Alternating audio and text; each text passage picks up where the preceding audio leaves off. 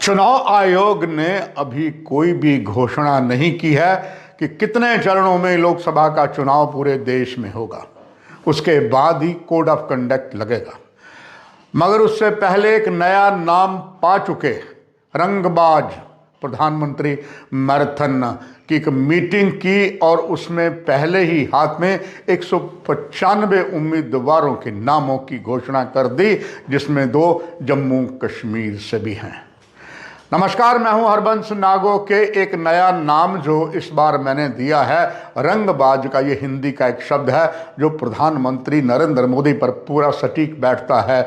उनमें इतना ज़्यादा असीम अनुभव है कि अच्छों को अपने बहुत ही शानदार तरीके से घुटने टिकवा देते हैं और दिन रात काम करते हैं। और एक ऐसा प्रधानमंत्री जो कुछ ही घंटे सोता हो और पूरे तरीके से जो 3 तरीके खाने होते हैं, मानसिक, तामसिक, राक्षसी, वो सिर्फ मानसिक तौर का खाना खाते हों। उन्होंने एक लंबी बैठक मैराथन की और 3 बजे तक मीटिंग करके लिस्ट फाइनल कर दी। टिक जहां करना था कर दिया। उसके बाद 2024 का शंखनाद करने के साथ साथ रंगबाज प्रधानमंत्री प्रातः ही धनबाद को निकल गए और इसके बाद धनबाद आपको पता है बिहार में था और वेस्ट बंगाल में निकल पड़े। अब एक नया इतिहास बना है कि चुनाव आयोग ने घोषणा नहीं की।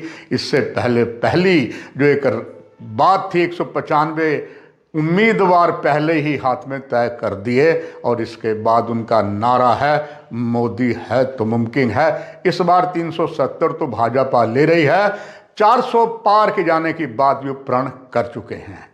इसका क्या मायने हैं, इसमें कई पेच हैं, खास करके जम्मू कश्मीर की 5 लोकसभा की सीटों पर, जिसमें 2 लोकसभा की सीटों का घोषणा कर दी गई है जो उम्मीदवार कठुआ से और जम्मू से होंगे।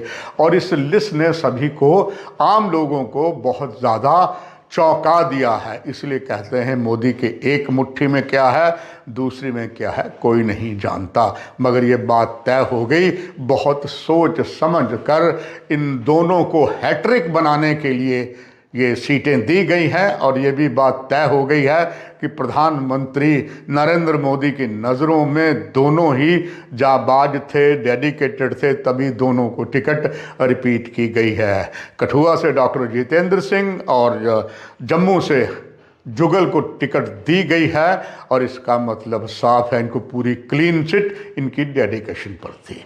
मगर सवाल ये भी आन खड़ा हुआ है, जो जम्मू कश्मीर की 5 लोकसभा की सीटें हैं उसमें से जो नई सीट एक नाम रखा गया है राजौरी, पुंछ, अनंतनाग यानी कि जम्मू का हिस्सा और साउथ कश्मीर का हिस्सा, इसमें घोषणा क्यों नहीं की गई? आइए इस पर कुछ मंथन करते हैं, इस पर मैं कुछ पर्दा हटाता हूँ।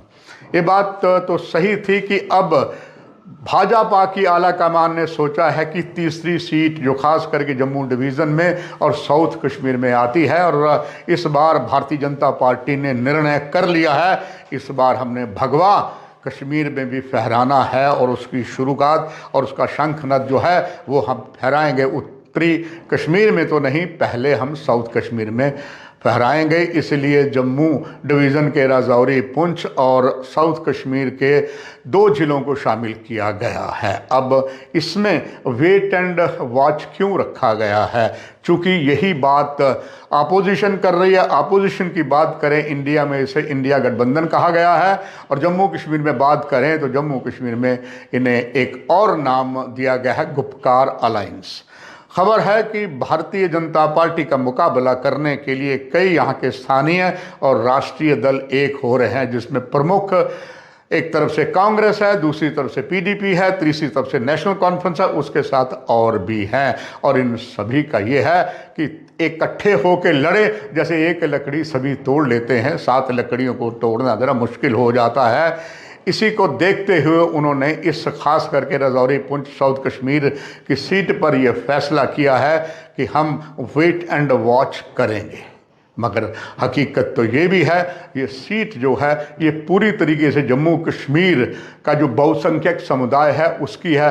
जो जम्मू कश्मीर का बहुसंख्यक समुदाय है वो भारत में अल्पसंख्यक है, और जम्मू कश्मीर में जो अल्पसंख्यक है वो पूरे भारत में बहुसंख्यक है।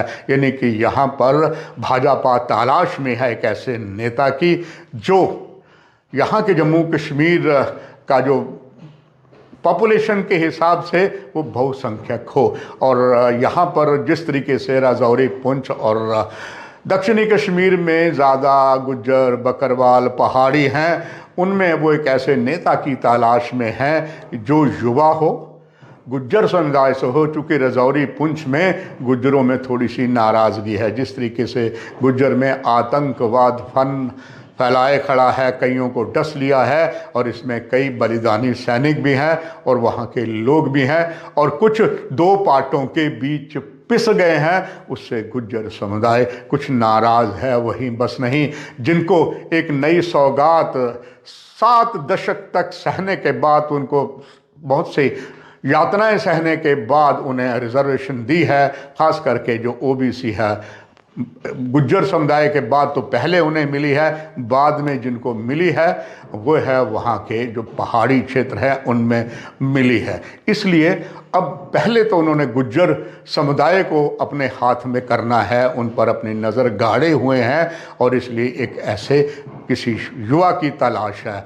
इसी चैनल में हमने आपको पहले 2 एपिसोड में अवगत करवाया था कि they are searching a some young dynamic bureaucrat जो गुज्जर समुदाय से हों और इसी क्षेत्र के हों। इस पर मंथन चल रहा है। साथ ही साथ ये मंथन भी चल रहा है कि अगर ये नेता जो है, नेता तो नहीं है, ब्यूरोक्रेट होगा, अगर वो कहीं चुनाव में शिकस्त खा जाता है तो बहुत बड़ी जो है किरकिरी जो है भारतीय जनता पार्टी की होगी।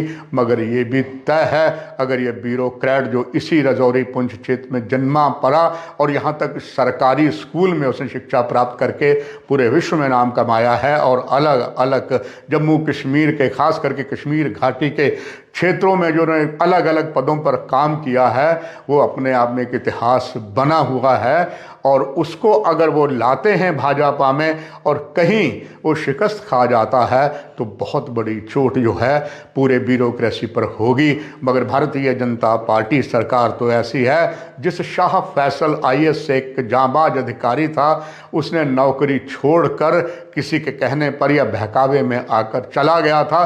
धारा 370 जब हटी थी, काफ़ी देर वो जेल में रहा।